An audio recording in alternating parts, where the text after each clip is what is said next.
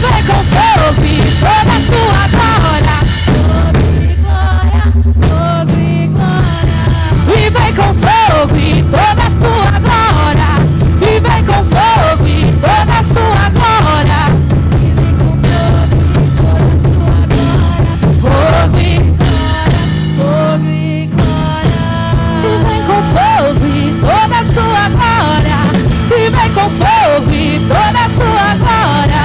E vem com fogo e toda a sua glória. Fogo e glória, fogo e glória. Aleluia, aleluia, glória a Deus. Jesus é bom. Será que você pode olhar para esse amigo que está do seu lado?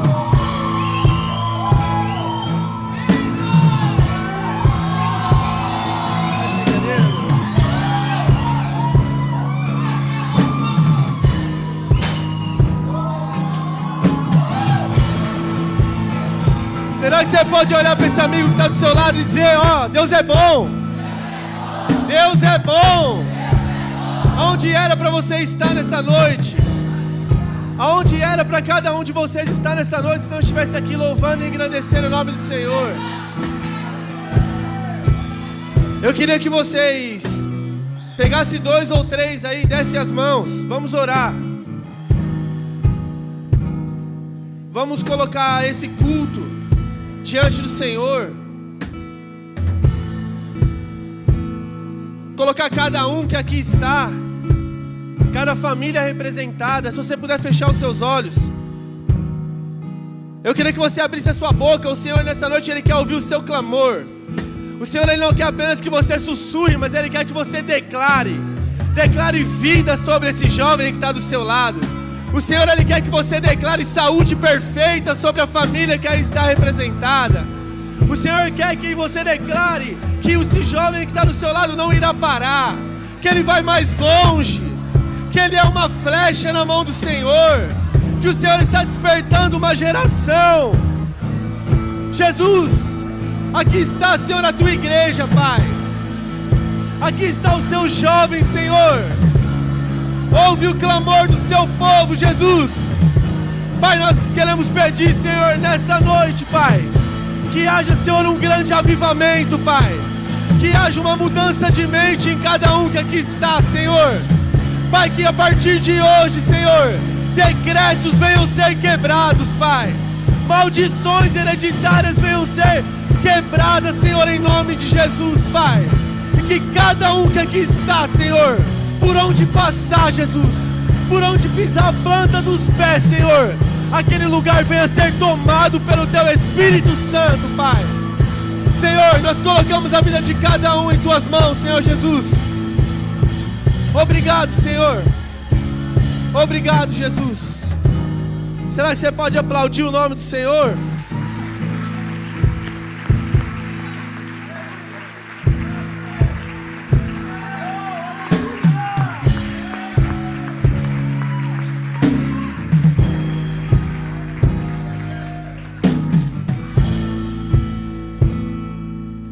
Hoje eu queria falar algo com vocês que o Senhor, Ele tem ministrado no meu coração. E eu vou ler a palavra, vocês já sentam, só um minutinho. Romanos 13, do 10 ao 14.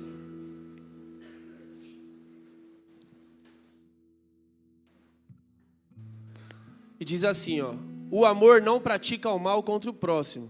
Portanto, o amor é o cumprimento da lei. Façam isso, compreendendo o tempo em que vivemos. Chegou a hora de vocês despertarem do sono. Diga, despertarem do sono.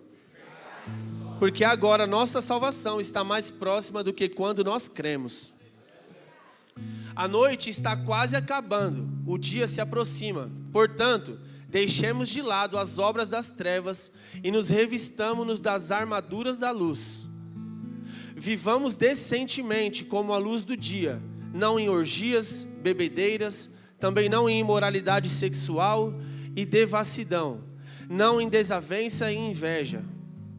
Ao contrário, revistam-se do Senhor Jesus Cristo e não fiquem pensando em como satisfazer os desejos da carne. Pode sentar.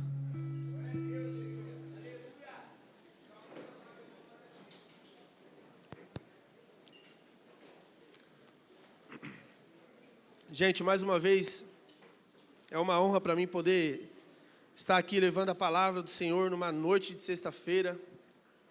Obrigado, Rafa, obrigado, minha tia Cíntia. E todas as vezes que eu subo nesse altar, parece que passa um filme na minha cabeça. E todas as vezes o Senhor, Ele me ministra onde era para nós estarmos numa noite de sexta-feira como essa. Onde era para nós estarmos em um início de um fim de semana. E o Senhor, Ele fez uma grande obra nas nossas vidas. E hoje nós temos o prazer e o privilégio de, antes de ministrar vocês, ser ministrados pelo Senhor. Como nós lemos em Romanos 13, o contexto histórico dessa passagem, Paulo, ele estava escrevendo para os romanos. E nessa época, os romanos, eles viviam uma grande opressão por conta das autoridades. Nessa época, todas essas pessoas que estavam recebendo essa carta, esse versículo, eles viviam debaixo de uma opressão muito grande. Mas ainda assim, Paulo em nenhum momento pede para que eles se levantem em rebelião. Paulo em nenhum momento pede para que eles façam grupinhos e, olha, não, vamos atacar a autoridade. Não. Se vocês forem ver no começo desse capítulo, Paulo ele está iniciando, exortando os cristãos daquela época, mas ele está dizendo, olha, todos devem sujeitar-se às autoridades superiores, porque não há autoridade que não venha de Deus. E aí, se eu pudesse dar um tema para essa ministração, eu coloquei aqui, desperta jovem, é tempo de viver a verdade. Será que você pode olhar para esse jovem que está do seu lado e falar, desperta jovem, é tempo de viver a verdade. E o primeiro tópico é o tempo é agora. Por que eu coloquei exatamente essa frase? O tempo é agora. É tempo de nós nos levantarmos. É tempo de nós entender a estação que nós estamos vivendo.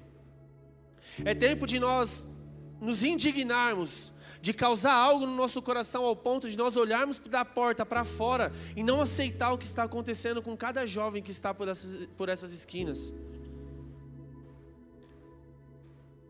Porque o versículo ele vai dizer que nós estamos mais próximos da salvação agora do que quando nós cremos no início. É como se Paulo ele estivesse dizendo, pela caminhada que vocês trilharam até agora, aqui aonde vocês estão mais perto da salvação do que quando vocês vieram até esse altar e aceitaram a Jesus. Só que é engraçado que parece que nós vivemos em um tempo indeciso. Nós vivemos em um tempo de uma indecisão tão grande, mas tão grande, que nós sabemos, ora nós somos cristãos, ora nós somos do mundo. Um tempo de indecisão tão grande, mas tão grande, que uma hora nós estamos ouvindo louvor, e outra hora nós estamos ouvindo as piores das músicas que a humanidade já poderia ter feito. Então, o tempo é esse. O tempo é agora, de despertar. Porque o Senhor, Ele não nos chama para viver simplesmente de culto em culto. O Senhor Ele não nos chama para viver de sexta em sexta, de encontro em encontro, conferência em conferência. Todos aqui têm ciência que nós somos vaso na mão do oleiro, amém? Vocês já ouviram aquele ditado que a árvore que dá fruta, ela leva? Então se você está dentro da casa do Senhor, você vem aqui de sexta-feira, o Senhor Ele derrama o óleo fresco sobre você. O Senhor Ele te enche do Espírito Santo. E aí durante a semana você vai começando a tomar algumas pedradas. Situações acontecem.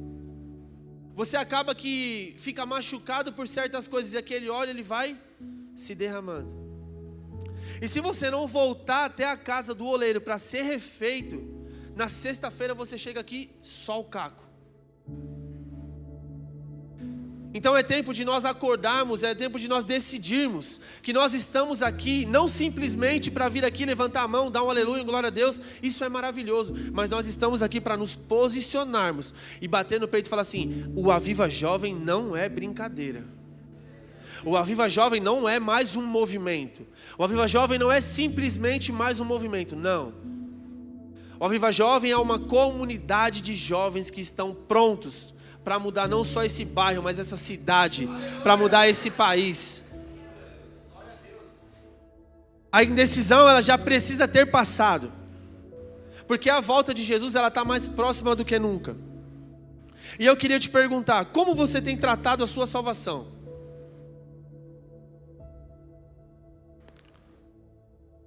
Com urgência ou com descaso? Quantos aqui creem que Jesus vai voltar? Quantos estão prontos pela volta de Jesus? Urgência ou descaso? A gente precisa se reavaliar. E às vezes nós estamos em um sono tão profundo, mas tão profundo, que nós estamos como se estivesse anestesiado, achando que ainda tem muito tempo, enquanto o Senhor, Ele diz para nós: eis que estou à porta e bato. Aquele que abrir, eu entrarei e cearei com ele. Mas eis que estou à porta, Ele está dizendo, eu já estou à porta, eu não estou chegando. Eu já estou perto, eu não estou longe. Então o tempo que nós temos é pouco. O tempo que nós temos não é tudo isso que nós imaginamos. Em 2 Timóteo 4, 3 e 4, vai dizer assim, ó: pois chegará o tempo em que não suportarão a sã doutrina, ao contrário, segundo os seus próprios desejos, juntarão para si mesmos mestres que lhes digam o que seus ouvidos coçando desejam ouvir. Eles se recusarão a dar ouvidos à verdade, voltando-se para os mitos. Tem algumas pessoas que falam que a Bíblia ela é mais atualizada do que o jornal que vai sair amanhã, né? E esse versículo ele retrata isso. Nunca foi tão grande a fama de pessoas no meio da internet, no meio do YouTube, do Instagram, que simplesmente abrem a Bíblia e falam aquilo que as pessoas precisam ouvir. Nunca foi tão grande também o número de pessoas que estão viciadas em jogos, viciadas em drogas, viciadas em prostituição, pornografia. Talvez seja porque o confronto entre nós, entre irmãos, a gente está querendo deixar um pouco mais de lado. Às vezes você sabe que o seu irmão está em pecado, e eu não estou dizendo para você apontar, eu estou dizendo para você, em amor, falar com essa pessoa. Porque ao invés de nós, o fulano está errado, não é legal, acho que Jesus não faria dessa forma. Eu acho que Jesus ele não se portaria dessa forma. Nós estamos nos colocando na outra posição, na posição de, é isso mesmo, ele merece. É isso mesmo, ele fez isso, então ele merece mesmo. Você está certa. Posta mesmo, fala mesmo. E enquanto eu estava escrevendo essa palavra, me veio aquela situação, acho que todo mundo viu, da jovem, da mulher no elevador com o rapaz, que o rapaz bateu nela, e enfim.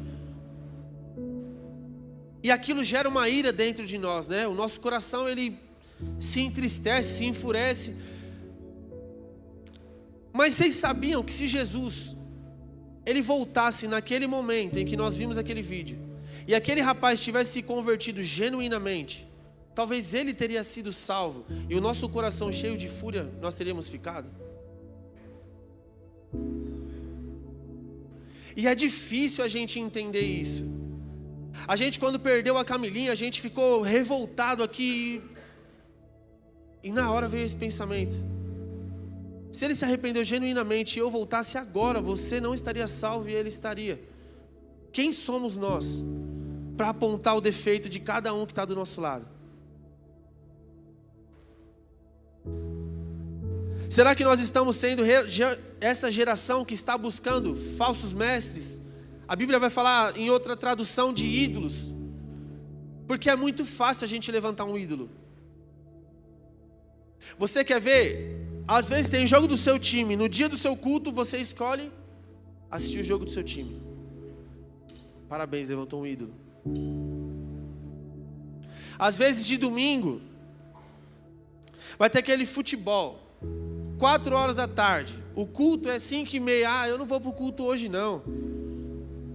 Você simplesmente tirou Jesus do lugar dele e colocou aquilo que você decidiu fazer. O Senhor, Ele nos pede simplesmente 2 horas, 2h30 de culto, e nós estamos negociando a hora que era para ser exatamente e extremamente dele. Então, eu creio que o Senhor, dentro de uma multidão, dentro de uma geração, Ele está levantando jovens que estão dispostos a viver a verdade que está na Bíblia. Em Mateus 24:12, vai falar que no fim dos tempos, o amor de muitos se esfriariam. E eu acredito que todos estão vendo isso, amém? É filho que briga com pai, é pai que mata filho, isso já estava tudo relatado. Mas a Bíblia diz que o amor de muitos ou todos. Então, se não são todos, eu acredito que existem pessoas aqui que ainda amam como Jesus amou. Eu acredito que ainda existam pessoas que estão dispostas a colocar o coração naquilo que o Senhor Ele entregou para nós fazermos. O encontro, ele está aí. Aí você pode escolher pensar mais um encontro. Meu Deus, o Rafa é doido, vai querer colocar mais 150 jovens naquele sítio. Nós não vamos dormir de novo.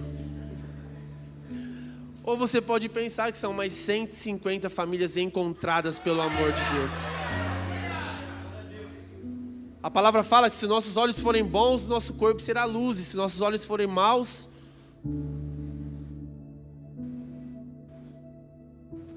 Servir ao Senhor, a escolha que muda o caminho. Mateus 6:24. Ninguém pode servir a 2 senhores, pois odiará um e amará o outro, ou se dedicará a um e desprezará o outro. Vocês não podem servir a Deus e ao dinheiro. Essa passagem ela vai relatar sobre a gente escolher a quem nós iremos servir. E na verdade o foco ali não era nem o dinheiro que está escrito, mas eu queria fazer algumas perguntas para vocês. Como é que nós estamos dentro da igreja? Dando aleluia, glória a Deus, chamando pessoas para o encontro, levando pessoas para o encontro, pessoas através de nós estão sendo salvas.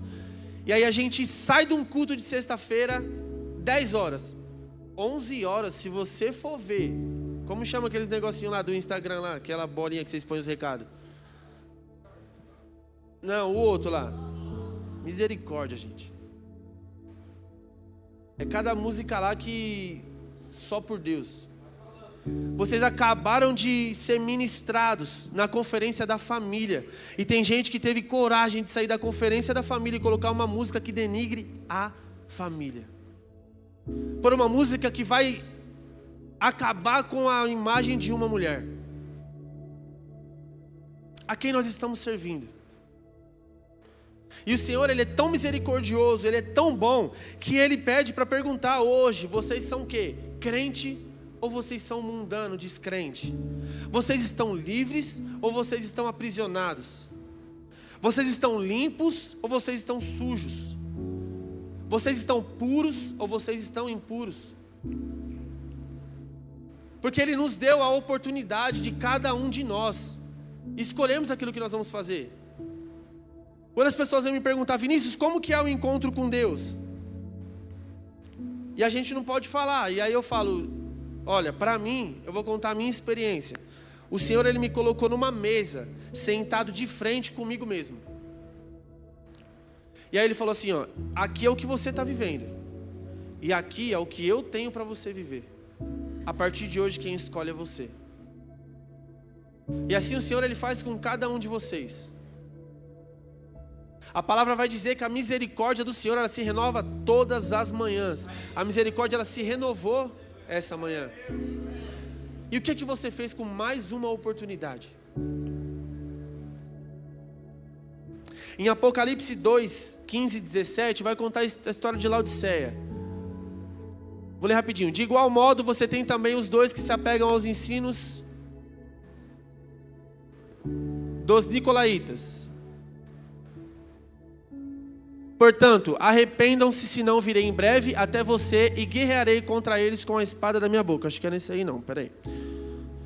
Mas ela vai contar a história da igreja de Laodiceia. E uma vez eu estava lendo a palavra e eu fiquei meio que... Falei, Jesus, essa passagem toda vez que a gente lê, ela soa de uma forma tão forte para nós. E teve um encontro que eu estava conversando com o Luan. E eu falei, Luan, não sei se eu estou errado, mas o que você enxerga dessa passagem?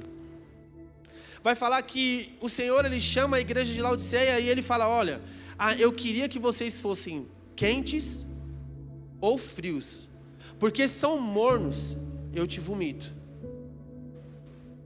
Aí eu fiquei, Jesus, como que o Senhor queria que nós fossemos, que a gente fosse frio? Não faz sentido isso. Mas aí eu fui buscar, eu fui entender a história. A igreja de Laodiceia, ela era estabelecida em cima de um grande morro. E aí tinha a igreja de Colossos do lado e a igreja de Herápolis do outro. A igreja de Colossos, ela era responsável por trazer água quente. E a água quente naquela época, como não tinha muito medicamento, ela era usada em cura. Ela era usada talvez em como é o nome? Quando machuca, fisioterapia. Já em Herápolis, elas traziam água gelada, água fria, que se você for pesquisar na Bíblia, a água fria ela traz o quê? Ela traz refrigério para a alma, ela traz o refrigério para nós. Então, a igreja de Laodiceia, por ser muito rica, o que ela fez? Criou 2 arquedutos, 2 canos, e ela entregava a água que vinha das outras 2 igrejas. O Senhor ele não estava falando, quem dera você fosse frio. O Senhor estava falando assim, quem dera você me oferecesse algo que vem de você. Quem dera você me oferecesse algo que viesse do seu coração. E o que o Senhor ele tem recebido no seu secreto de você? Será que nós estamos buscando no jovem que está do lado para poder levar até o Senhor? Ou você tem a disposição de colocar o seu joelho no chão e falar assim, ó, Jesus, eu estou zoado. Senhor, eu preciso de ajuda, Pai. Está doendo. Eu estou fraco. Mas a Tua palavra diz que é na minha fraqueza que o Seu poder ele se aperfeiçoa, Jesus. O que nós temos oferecido para o Senhor no nosso secreto? A revolução dos escolhidos. Deus tem levantado jovens diferentes. Sempre em meio a uma situação deplorável, em meio a uma sociedade perdida, o Senhor ele sempre levantou jovens que estavam dispostos a fazer a diferença. Vocês lembram de Samuel? Samuel, e aí Samuel corre até o profeta, não sou eu, é o Senhor que está te chamando, vocês conhecem a história. Daniel, vocês lembram de Daniel? Daniel, quando o rei ele levantou o decreto, Daniel ele falou, não, eu não vou me render ao decreto e eu vou continuar orando. E antes eu orava só 3 vezes ao dia, agora eu vou orar mais. E aí Daniel ele é jogado na cova dos leões. E aí eu queria que você colocasse para mim Daniel 6:26. Olha o que um jovem posicionado ele tem poder para fazer. Isso é o rei falando depois que Daniel saiu da cova. Faço um decreto para que em todos os domínios do império os homens temam e reverenciem o Deus de Daniel. Pois ele é o Deus vivo e permanece para sempre. E o seu reino não será destruído. E o seu domínio jamais.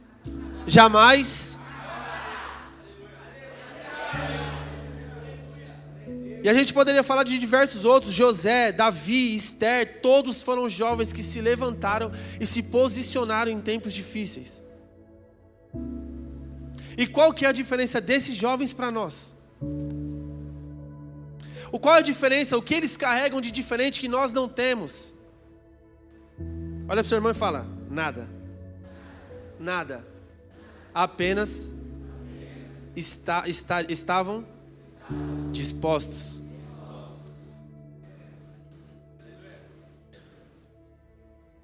E por que eu estou dizendo isso? Porque nós costumamos dizer que nós vamos viver um grande avivamento, e eu creio sim que nós vamos viver um grande avivamento.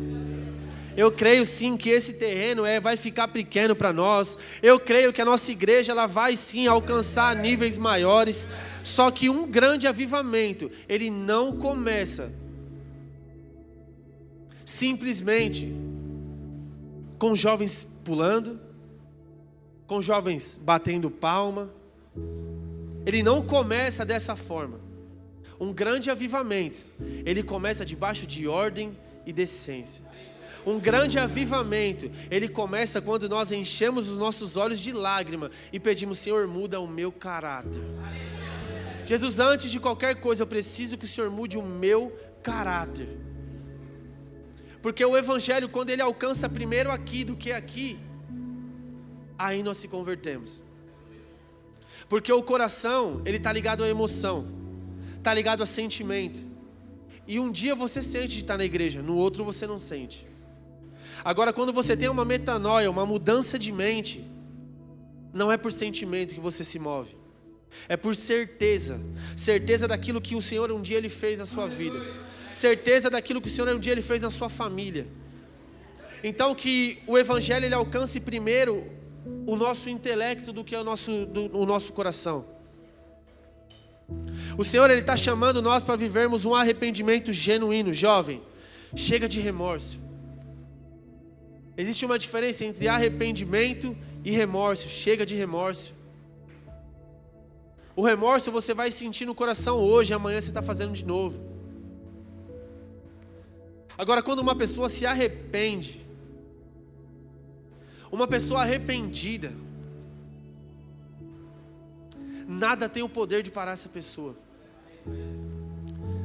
Nada tem poder de parar uma pessoa arrependida. Davi, quando ele pecou, quando ele adulterou, o que ele disse para o Senhor? Senhor, tira tudo de mim. Tudo, Senhor. Mas deixa a sua presença. Não tira de mim o teu Santo Espírito. Porque ele sabia que se o Espírito Santo se apartasse dele, ele não teria nada de bom para oferecer. Quem é mais próximo de mim sabe que eu sempre falo isso. Se um dia o Senhor ele tirar o Espírito de mim, a coisa aqui é feia. Nós não temos nada de bom para oferecer, a não ser Cristo em nós. O mundo ele promete prazeres rápidos e vazios, porém Jesus ele te oferece uma alegria que permanece. Vocês lembram quando ele teve um encontro com aquela mulher samaritana? Ele olhou para ela, o que ele disse? Ó, mulher, se você beber dessa água, você voltará a ter sede. Mas se você beber da água que vem de mim, se você beber da água que jorra do Espírito, você jamais voltará a ter sede. Qual é a água que você tem se hidratado, se alimentado? A sua decisão de hoje define a sua história de amanhã. Gálatas 6, do 7 ao 9. Não se deixem enganar, de Deus não se zomba, pois o que o homem semear, isso também colherá. Volta esse daí, por favor. Eu queria que vocês lessem. Eu vou contar até 3, vocês podem ler. 1, 2, 3. Não se deixe enganar, de Deus não se zomba, pois o que o homem semear, isso também colherá. Salmo 126, 5, 6. Aqueles que semeiam com lágrimas colherão com cânticos de alegria. Aquele que sai chorando enquanto lança a semente, voltará com cantos de alegria, trazendo os seus feixes. A nossa vida ela é uma grande plantação. A nossa vida ela é uma eterna plantação. E a minha pergunta é: o que você tem plantado? O que você tem semeado? O que você tem saído da sua bolsa? O que você tem jogado na terra? Discórdia, ingratidão, falta de respeito. Qual é a semente que você tem lançado na terra? Eu espero que, se a sua consciência ela não estiver tranquila, que o Espírito ele possa te dar outra oportunidade, para que você volte a plantar coisas boas. É possível nós plantar melancia e colher morango? Tem como? Dá para plantar discórdia e colher justiça? Não tem como. Não tem como. Ah, mas eu ainda sou muito novo, eu ainda sou muito nova. Um dia você vai ter que colher. E quando a colheita chegar, não tem jeito. Você precisa colher. Se você não colher esses frutos, eles vão apodrecer, eles vão cair. E vai chegar uma hora que na hora da limpeza vai dar mais trabalho ainda. É melhor que colha, tire a raiz e volte a plantar coisas novas. O nosso Deus ele não nos chamou para nós sermos o maioral. O nosso Deus ele não nos chamou para nós sermos valentes. O nosso Deus ele não nos chamou para nós sermos pessoas que enfrentam. Não. O nosso Deus ele nos chamou para nós sermos manso e humilde. Mateus 11, 29 diz: se o louvor quiser vir, tomem sobre vocês o meu jugo e aprendam de mim, porque eu sou e humilde de coração, e vocês encontrarão descanso para a sua alma. A maior mentira que Satanás ele pode colocar no seu coração é que já é tarde demais. Não, não é tarde. Ainda nós temos tempo, por mais que seja pouco tempo, mas ainda há tempo para cada um de nós se arrependermos. Eu queria que vocês ficassem sobre seus pés.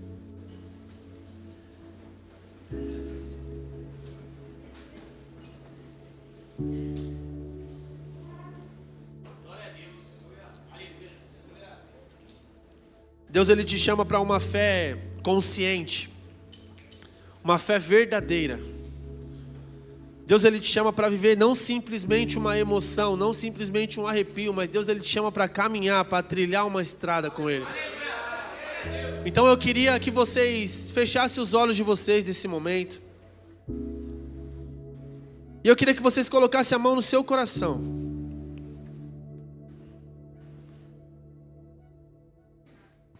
E eu queria que vocês pedissem para o Senhor, falassem: Senhor, eu quero sair do raso, Pai. Senhor, a Tua palavra nos diz, Pai, que existem águas que vão até o tornozelo, águas que vão até o joelho, águas que passam da cintura, mas existem águas, Pai, que só se passam a nado.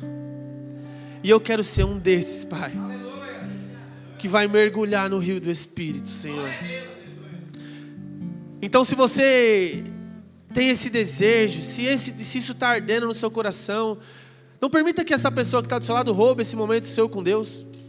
Feche os seus olhos. Nós estamos aqui simplesmente para abrir os seus olhos e declarar que o Senhor ele é poderoso para mudar qualquer tipo de sentença.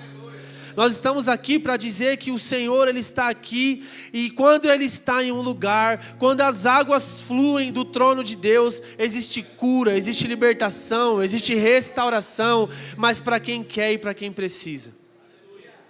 Eu queria que vocês ouvissem esse louvor e fossem ministrados por ele.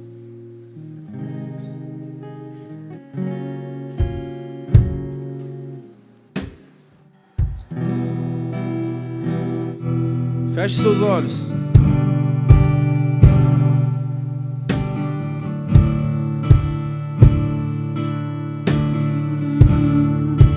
Envolto em tua presença, aos teus pés é onde eu quero estar. Em meio a tua santidade, aqui quero ficar. Declara: eu não vim atrás de bênçãos. Jesus, não deves nada para mim, mas o que tu podes fazer, só quero a ti.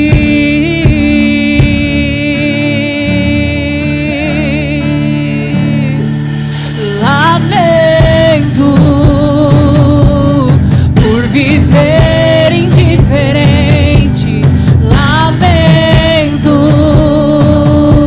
por não cantar de coração.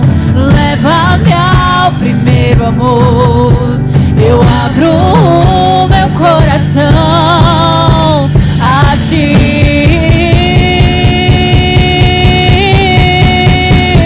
Só quero a ti e nada mais, e nada mais, nada além de ti. Só quero a ti e nada mais, e nada mais, nada além de ti.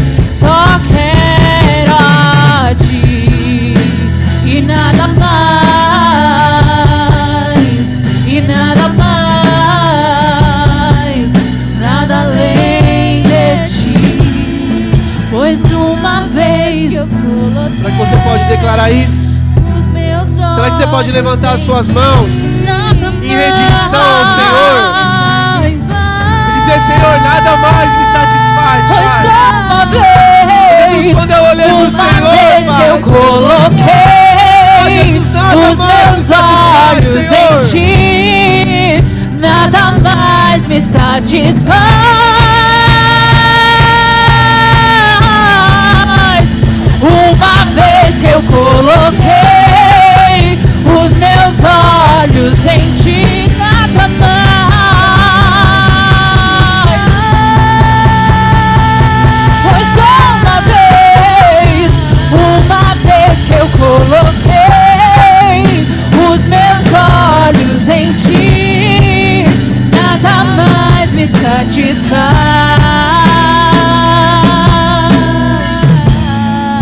E nessa noite eu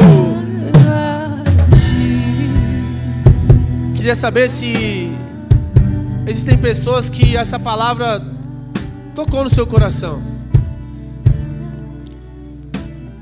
Se o Senhor Jesus ele ainda tem espaço para entrar e falar: ó, eu estou na porta batendo. E se você abrir essa noite, por mais ruim que você